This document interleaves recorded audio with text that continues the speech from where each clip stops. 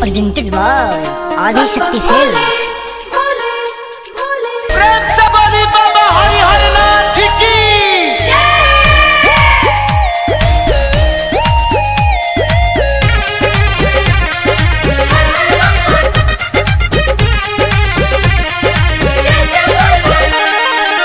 पिया भंगिया से बानी परेशान हो, सेहत पया बनाना देवे ध्यान हो,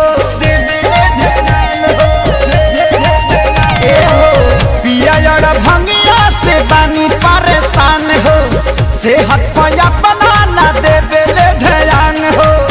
रहन से इनका गुस्सा जाला जिया जिया जिया जिया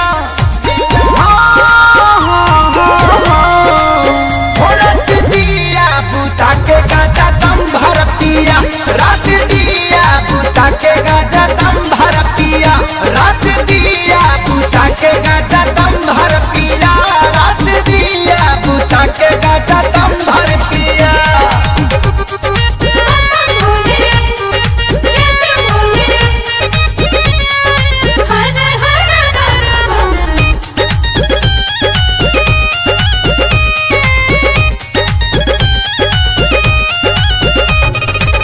चढ़ते सवनवा तो बढ़ी जाला डोजी हो, देखी कंवरिया के पिया तारे रोज हो,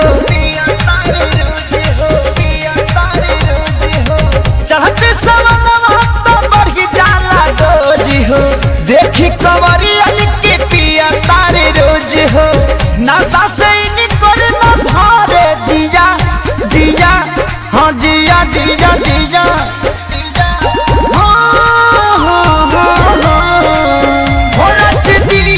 बुता के गाजा दम भर पिया, रात दिया बुता के गाजा दम भर पिया, रात दिया बुता के गाजा दम भर पिया, रात दिया बुता के गाजा दम भर पिया।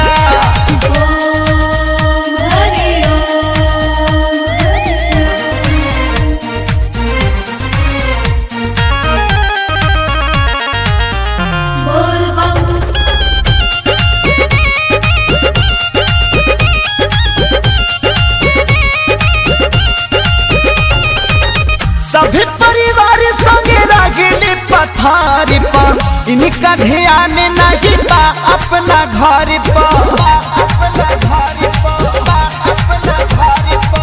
सभी परिवार संगे रगली पथारी पर, इनका ध्यान नहीं बा अपना घर पर। भगतन के कोठाया तारी किया किया किया किया किया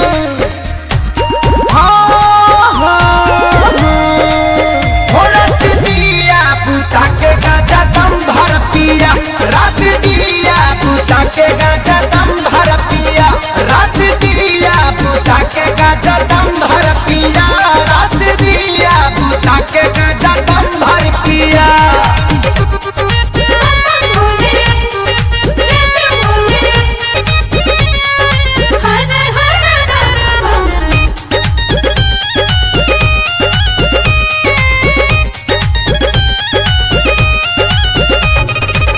जहिया से बम बम गूंजे लागल देवे घर में, तहिए से धुआं धुआं भइल बा शहर में,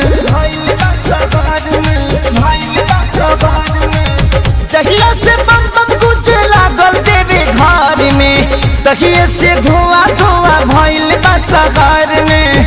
अपू खेसारी पवन शंकर लिया लिया साथे लिया लिया लिया